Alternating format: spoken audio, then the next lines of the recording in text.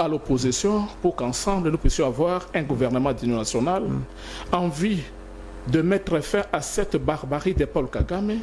Il ne faudrait pas qu'au niveau de Kinshasa, qui est de ces députés-là, qui cherchent à tout prix créer encore une autre crise politique au niveau du Parlement en cherchant soit à faire tomber les bureaux de l'Assemblée nationale, très bien, tout en s'attaquant particulièrement au président de l'Assemblée nationale, le professeur Vital Kamerhe, qui est d'ailleurs un vrai partenaire du chef de l'État.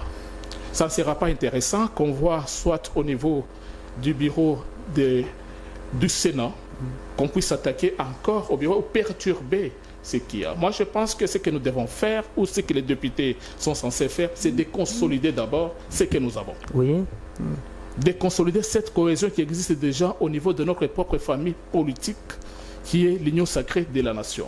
Pour la petite histoire. Oui, vas-y. Vous savez, peut-être les gens ont la mémoire courte. Aujourd'hui, les gens ont l'impression comme si c'est eux qui aiment beaucoup plus les chefs de l'État.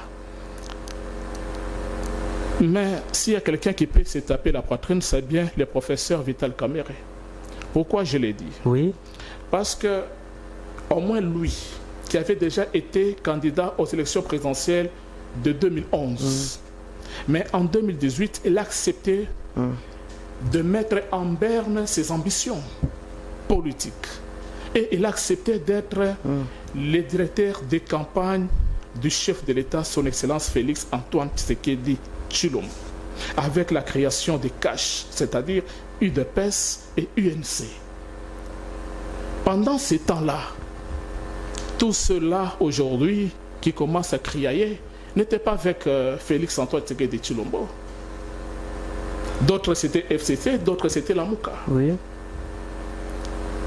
Vital Kamerhe a subi les humiliations qu'il a eu à subir. Il a fait la prison. Le chef de l'État lui-même a y amené ses enquêtes. Il a constaté que non, il n'était pour rien.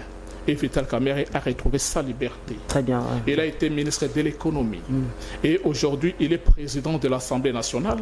La question qu'il faut se poser pour ceux-là qui sont en train de l'indexer ou de chercher à les traiter des traîtres, est-ce que Vital Kamerhe ne remplit pas sa mission en étant au Parlement? Parce que certaines Pourquoi personnes... on cherche encore à fragiliser les pouvoirs du chef de l'État? La famille politique du chef de l'État. Ça a été le cas avec les Ilukamba à l'époque du FCC Cash.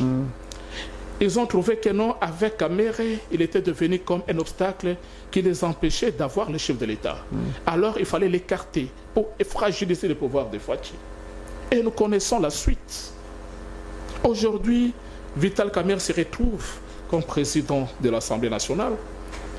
Moi, je pense que nos députés ont tout intérêt de pouvoir privilégier la cohésion nationale, d'arrêter d'envoyer des gens sur des plateaux pour vilipender quelqu'un qui est loyal et fidèle au chef de l'État. Au deuxième mandat du chef de l'État, Vital Kamerhe s'est comporté de même. Il n'a pas cherché à dire que non, je dois forcément être candidat, non. Alors pourquoi on l'a vu? Est-ce que ces députés qui parlent, ils ont des preuves, qu'ils amènent des preuves? Et c'est pourquoi moi je me dis, à la langue, même les traités sur le plan diplomatique ou certains accords qui sont signés par notre pays avec les tierces au niveau régional, sous-régional, tout comme au niveau international, ça doit être sanctionné par la volonté du peuple ou bien par sa représentation pour éviter de retomber à chaque fois sur des accords dont le peuple ne connaît ni les tenants ni les aboutissants. Et on commence seulement à subir. D'autre part, il y en a qui se lèvent, qui vous disent que non, il y avait été l'accord, d'autres et tout ça. Non, ce sont des choses qui doivent être